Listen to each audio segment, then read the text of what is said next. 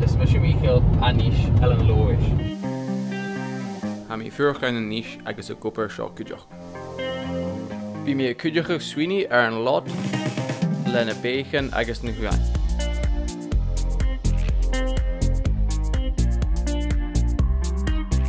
sé cóte bá cóise húnam agus ha mé clúch ar seán scipan níis. Ach an trasta ar sca thulacáil a ha tachart an nealtóraach an rianú. Ar sin ha mé cuideach urscaisan stáil Michael na Balchan le prescriptions ar son daine.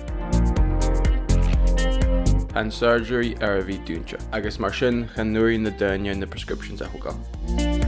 Ha mé táiseach in an barabas agus a cuaichnachach in an níis. Ha mé déisle anis, ha mé dul gachi ar son ma bhíoch